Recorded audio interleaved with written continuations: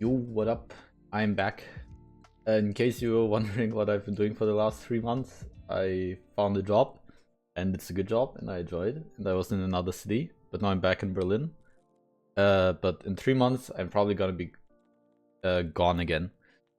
Since I've come back to Berlin, I've been playing a bit on my Smurf, which is called 1-2-Trick-4, and I currently got a 70% win rate in Master, and it's been going pretty decently.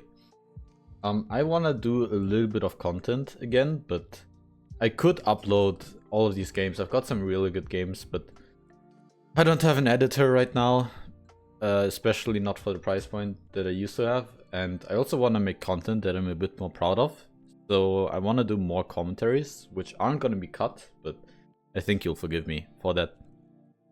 On today's topic, I'll go through runes and everything later on, but I want to give you guys the opportunity to ask some questions that I can answer in my next video.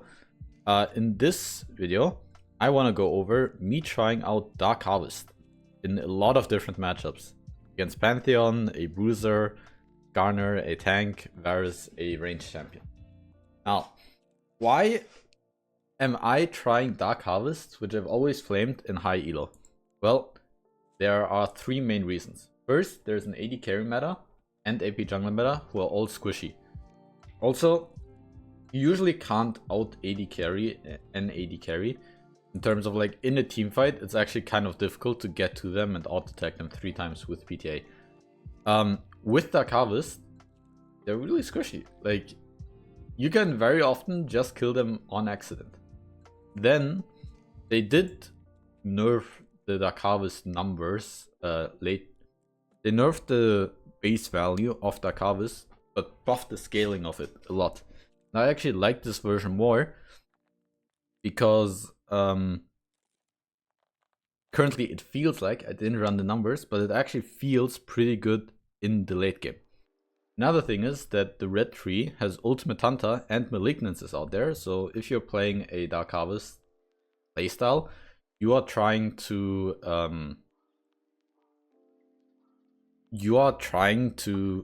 usually have people step into a shroom and then proc Dark Harvest, and then they're like half HP from a shroom. And with Malignance and Ultimate Hunter, that's actually pretty viable. And then there's a bunch of smaller stuff. For example, I will talk about runes and everything later on, but currently Airy is bugged, doesn't return twice. And Fleet and PTA are good runes, but like if you truly want to go a shroom build, like there isn't really a good rune for it. Like there's Fleet and then basically nothing. Dark Harvest is actually kind of nice, and I think it did used to work like that, but now it procs when people are below 50% HP, right? And especially with the new cut down rune, which makes you deal more damage above 50%, and the fact that they reduce the cooldown of Dark Harvest, you know, it's really good. It's just really good. I don't know if it's like broken or anything, and it is definitely quite weak in it's quite weak in the early game, but like the scaling is realistic. Oh, another thing that makes Dark Harvest better than, let's say, in like season 7 is that there are grubs. So there are actual fights in the top lane which allow you to get stacks, because a big problem of Dark Harvest used to be that you can't get any stacks because there's no fights, because no one cares about top lane. And because it used to not proc above like 50% HP is not a lot of HP. 45% second cooldown is also not a lot. A lot of champions would go Dorn Shield second wind and then you could never kill them because, right, they just stay at like 30% HP and they always regen. This way you can't kill them, but like you can stack like crazy. Like I played against Garner and I got like 5 stacks in 5 minutes or something absurd like that. Like he just got low, he wouldn't die, but like I'm getting Dark Harvest stacks. Also when you get ganked by the jungler, that's like the opportunity to get 2 stacks. So I was definitely inting in these games, and PTA would have been absolutely just as good against Garner or Pantheon later on. Or in the lane, but like later on when I was playing against Nidalee, Kennen, Ashe, especially Milio, like you can't really go for 3 auto attacks blind against Milio because Milio cleanses your blind and then you die. So I just went for shroom build, and yes, I went 1, 8, and 7, but like it actually felt pretty good. You have a very strong 2-item spike. Darkfire Torch is pretty good. So yeah, this hasn't been the most structured rant, I guess, but again, I don't have an editor. I wanna just press record, then upload. I wanna show the results. I probably should have done that beforehand. But essentially, right, they first nerfed it, but then they increased the stacking from 5 to 9 per Dark Harvest stack, which is a lot.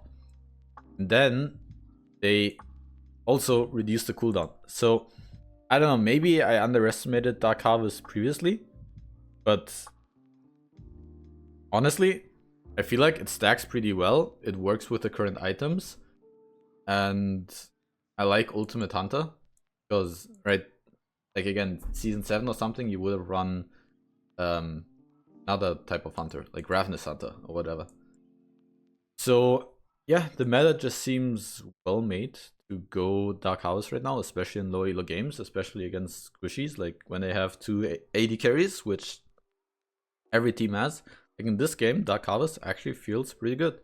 But again, I'm gonna talk about runes and everything as well. Maybe not an official guide, but yeah, don't worry, PTA and Fleet Footwork are still good. Okay, I won't make the video too long. Let me know what questions you have that I should answer in the chat. And I hope you enjoyed this little rant. Bye bye.